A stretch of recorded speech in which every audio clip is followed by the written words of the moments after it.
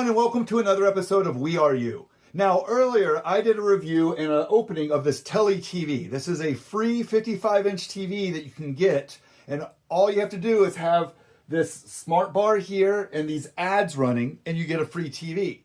Now, I've had this for 2 months now, and I have gotten a lot of comments and a lot of questions, so I'm here to answer a lot of that stuff that I've received and to explain some things that I've noticed and that I like, I don't like, and hopefully you can decide if this TV is worth it for you. Now, the first thing I did when I got this TV was use it to listen to music, because I got it around Christmas and it had Spotify, so I was playing with listening to music with it first. So now if we go down into here and we go down to the music area, you'll see that you have Live One and you have Spotify. There used to be Vivo, but they removed that around January 30th when I got a update. They did tell us it was going to happen.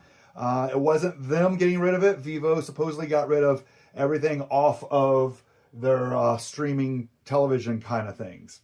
Now, like I was saying, I was using Spotify. Now, the issues I was having with Spotify over here is that it would play fine. It sounded good. But the issue I had was that after it played for about an hour or so, and I have the free version, an ad would play, which is normal, but after that ad would play, it would just freeze. So now if this happened earlier, like we'll play for 10 minutes and ad will come on, no problem. But after about an hour or so, that ad would come and the system would freeze. I could not do anything to start the music up again. I would have to exit out of Spotify and go back into it, and it would let me play it again. This is still happening now, so that was not fixed in the last update. Like I said, it doesn't happen all the time. It's about an hour or so, but it does happen. And that's the biggest issue I had with the music player. Now, I did try using some of these games. I personally found that the games just weren't for me. I don't think these games are really made to play on a remote like this. I found it very cumbersome and just was not fun. Now, what I use this TV for a lot is a TV. So I use the TV tuner. We'll go out of it before it brings up something on there. As a TV, this is fine. It looks good.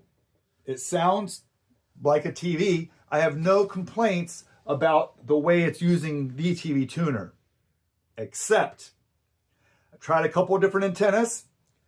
Some of the antennas grab more channels than others. And that's normal with a lot of TVs, but with the TV I had here before, this gets less channels than the older TV did. So the internal tuner, I just don't think is as strong. I may be wrong. I mean, I have no testing of this other than I plugged it into another TV and I got more channels or stronger channels. But I did try two different antennas, and I found one works a little better than the other one. And that's what this white cable is that is in the bottom corner here. That's just going to an antenna. Now with the TV tuner, I have had some issues. Once again, with the audio. A lot of times the audio would just drop out. And there was nothing you could do. You could change the channel, change it back. The audio might come back, might not come back. Sometimes you had to reboot the TV for the audio to come back. There was some weird pops and crackling that would happen. And that would be right before the audio went out. Now, that has gone away. There was an update around January 30th, about a month after I had this. And that update fixed a lot of the audio issues I had, especially with the tuner. No more crackling. The audio does go out every once in a while, but not as much as it used to. And I usually can fix it by just changing the channel up to another one and back. But, and this is a big but, if I'm watching the TV using the tuner for over an hour, there's an audio delay. And I don't mean a small audio delay. I mean between 1 and 1.5 minutes of an audio delay. Like if I change the channel and change it back because there's a delay, I have no idea what's going on because all of a sudden it's a completely different thing than what I was listening to or watching. So that has not been fixed. That is a big issue.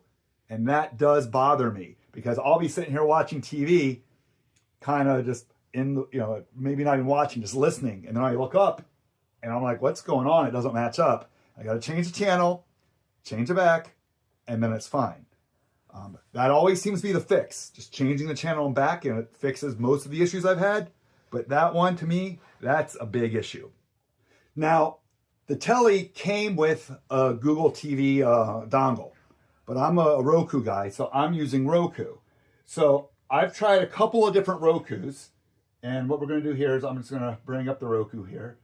So I'm just going to go over here to my Roku. And now the Roku works fine. I've had no issues with it. No delays, no audio issues, no video issues. It looks great. I mean, it's 4K. It sounds great. Once again, no audio drops. I've been very happy with the dongle. So that's why to me, it's the TV tuner, and hopefully they'll fix that in a software update, since some software updates have already fixed some of the issues I've had. But yeah, the Roku I'm happy with.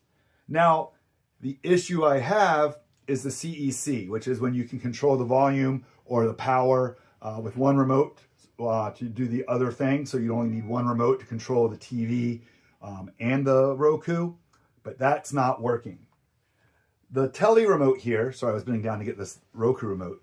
The Telly remote here doesn't do anything for the Roku, even though I have CEC turned on in the settings. The Roku remote does a little bit. So I've tried two different remotes because I had two different Rokus to try. I have the newer 4K stick, the one that has the power button on it that can turn the TV on and off. I used that. It took me a while to get it to work, but it was a Hisense or Hisense, I don't know how it's pronounced. TV is what you had to choose because Telly's not a choice in it. Even though Telly is a choice in the Google stick, it's not on the Roku. Choose the Hisense, and then the volume controls worked. The up and the down and the mute worked. The power button on the top did not work. So even though it was working through the CEC or using the IR, I don't know which one it was actually using, probably the IR, it only half worked. Now this remote here, this is from a really old Roku 3, but it also has volume on it. This just worked. I just pointed it right out there and the volume was going up and down. See, there you go, have it right there, 8, 7. So it worked. I did no programming to this, but volume works, does not do anything with the power. Even if I come in here and I try to turn off the power through the Roku control that's internal. So right here, there's the TV off. If I hit power or I hit OK, nothing happens. I hit it again, nothing happens. It'll sometimes pop up down here. Did that work? Which it's not working, and it's not even bringing that up now. So the Telly's working fine. I mean, it's got some issues, mainly on the audio side. But like I said, they are actively sending updates. I just got one a month ago. So hopefully there'll be one shortly. I mean, hopefully, once a month they'll figure out things and send it to it. The updates do take some time. They have to download and install. And it's always happened to see when I turn the TV on, not when it's just kind of sitting on in the back. So I kind of wish it was this dumb when it wasn't being used. And it may in the future, or it may have, and it just doesn't because I turn it off all the way, which I will talk about in a second. But video-wise and dongle-wise, this thing's great. But since I do use it as a TV with the TV tuner, there's a little bit of work to do. And I know not everyone uses a TV like that nowadays. Some of the issues that I've noticed with this, and I don't know if they're issues, but they're things you need to know. There's no picture-in-picture. This is it. I mean, yeah, you have this down here, but there's no way to do two sources up here. I was kind of hoping that I could kind of watch TV and then have YouTube going in the corner or, just something like that. But there is no option for PIP anywhere in the settings. Went through it all with the remote. There's nothing there. So I don't know if that's going to come in the future or if it's just not something they're going to do because basically this is your second screen and that's all you should be watching. That's just the way it is. And also, speaking of that second screen, when I was watching a local channel up here, once it looked like there was a newscast down here from that channel. I had no way to get to it. I hit the B button, which sometimes brings up stuff from here up into here. Didn't do anything. Haven't been able to bring it back. Don't know if it was a glitch or something that they're working on, because that would be cool if I'm watching NBC here and NBC News. Something's going on down here that it's like two screens in one, because I know they say with sports that may be happening in the future. That would be nice. We'll see. One of the other things I think a lot of people were wondering about was this bottom screen how to turn it off. If I come in here and I just hit power, that top screen turns off. And that's it. That's my light, so that's not part of the screen. But you see, that's still on.